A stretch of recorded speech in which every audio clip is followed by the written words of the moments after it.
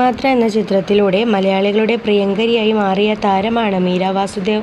ഒരിടവേളയ്ക്കു ശേഷം ഏഷ്യാനെറ്റിൽ സംപ്രേഷണം ചെയ്തിരുന്ന കുടുംബവിളക്ക് എന്ന സീരിയലിലൂടെയാണ് മീര വീണ്ടും അഭിനയ രംഗത്തേക്ക് എത്തുന്നത്.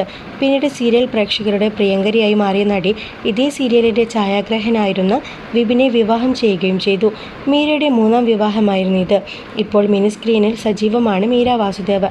അഭിനയ രംഗത്ത് 25 വർഷങ്ങൾ പൂർത്തിയാക്കിയതിന്റെ സന്തോഷമാണ് മീര ഏറ്റവും ഒടുവിൽ ഇൻസ്റ്റഗ്രാമിൽ പങ്കുവച്ചിരിക്കുന്നത്.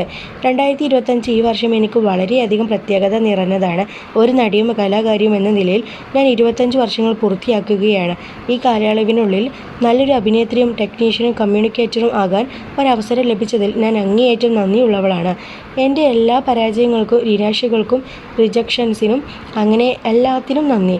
കാരണം അതെല്ലാം എന്നെ കൂടുതൽ പാകപ്പെടുത്തുകയായിരുന്നു.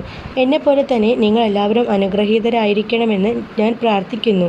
നിങ്ങളുടെ സന്തോഷത്തിനും സമാധാനത്തിനും വേണ്ടി ഞാൻ പ്രാർത്ഥിക്കുന്നു.